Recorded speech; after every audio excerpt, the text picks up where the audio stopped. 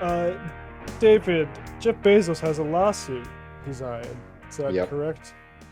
So Jeff, this is a really fun story. I mean, um, this billionaire in space sort of chapter of American oligarchy is going to be a really interesting one for historians to study for a long, long time. I will say, not to get too dour about it, there's something that makes me so sad to think of NASA having to sort of grovel to Elon Musk and Bezos to get us back to the moon, something that we did, a couple generations ago. Um, but this story just really highlights to me, one, a lot about Bezos and the way that he thinks, and two, the kind of real serious questions that we're going to have to wrestle with if we're going to be relying on these people to be bringing us into space in the future. Do you have I do, the yeah. story up?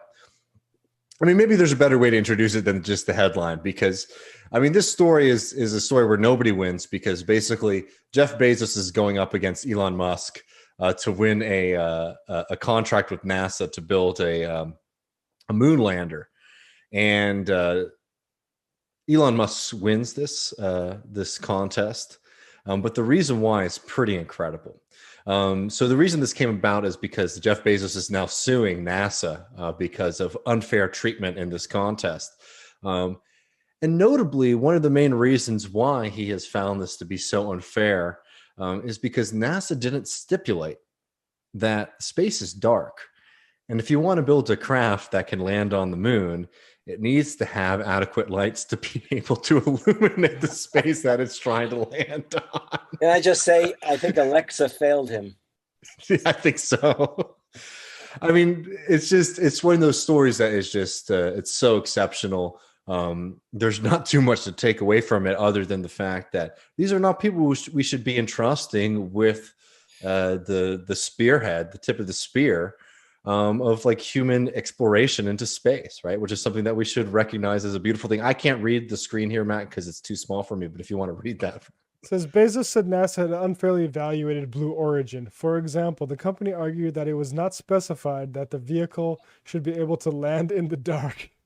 The GAO contended that NASA was not required to lay out all minute details, and Blue Origin should take into account the conditions of moon or space itself, which is dark. I mean, I mean, it's those stinking government bureaucrats with their pesky regulations. Like, please be able to land the spacecraft in low light conditions that you might Oh, encounter jeez. in a space environment. I mean, that. I mean, that. This reminds me of how the Amazon like HQ2 or whatever the hell, mhm. charade that we went through as a nation years ago, which basically amounted to Amazon getting free research documentation about the sort of infrastructure of any sort of city they possibly could ever want to do Yep. business in, done by them in some sort of imaginary sweepstakes that they really didn't give a fuck about because they're going to put it in DC and New York to begin with, anyways. Um, and then yeah, you lose the competition, just sue people. Just like we did. I mean, I wish I could have done that in school because I was regularly like I didn't know this was due like at the beginning of class. I thought I was gonna be able to like do it during class while you're lecturing. Like I come on. I mean, to go back to our friend Mark Levin, from the main show today. I mean, this is a great example too about this whole idea that capitalism is sort of separate from the government. Is complete nonsense, right? I mean, this is somebody, Jeff Bezos, who has an incredible amount of resources, with like one of the most basic oversights you could imagine, and is now using his abilities as a super rich person who runs an extremely large corporation, to try to pressure the United States government to reconsider his completely insufficient pitch to land us on the moon. I mean, I'm sorry, this is kind of 101 stuff, and I wonder though. I mean, Jeff Bezos ain't designing these spacecraft, right? You just wonder what the relationship is there, right? Where the kind of desire to nickel and dime to cut costs as much as possible led to this kind of huge oversight of not putting on adequate technology onto the lander to allow it to be able to see where it's landing on the moon, which again is dark. Well, Yeah. look, the only reason Elon Musk knew to do it is that he has produced cars that had headlights. Yeah, exactly. I mean, but Just Musk cut and is paste. like that's the saddest part about this whole debacle is that that Musk is the one who wins, because Musk is also very Yes. notorious for just pitching these kind of things to city governments or state governments Yeah. that have huge oversights as well. So this is really like a bottom of the barrel kind of competition between Bezos and Between two Musk. losers. Yeah, you look at the follow through. Yeah, like that's the thing. Like capitalism is free of, like the two most famous guys are constantly like just impinging on infrastructure and like so let's bring this a little bit down to earth, but still with Amazon. Here's a story out of Block Club Chicago that I found very amusing. Amazon installs huge lockers on a Chicago Park sidewalks, confusing and frustrating neighbors. Here's one quote. It just looks crazy. I don't understand how someone could have thought it was an okay place to put it. Alderman Rosanna Rodriguez, who immediately contacted. So look at this. Look at where they put this thing. It's Oh my so God. horrible. Like, so you create a blind corner just out of nowhere. So imagine like I mean you can't ride a bike. You'd have to get up and walk it, right? Like through that. Um, here's some more. I mean the quotes are very funny. This So looks this is the kind of place you can go and pick up your package. yeah, exactly. So they don't put any new infrastructure down, which I think is also rich. Like it's just bolted onto the existing sidewalk because God forbid Jeff Bezos pony up money out of the rocket fund to pour some more cement so people can pick up That's some on a package. public parks property. Yeah. On a Chicago Park sidewalk. So this is just a park sidewalk, and they just bolted this thing right in there. And it's now been removed, but they did this at a few places. Here's an alternate angle of it. And just like, I mean, just great visual metaphor for how much of a leech on like the barnacle of American sort of the delivery infrastructure Amazon Commons. is. Yeah, yeah, just unbelievable.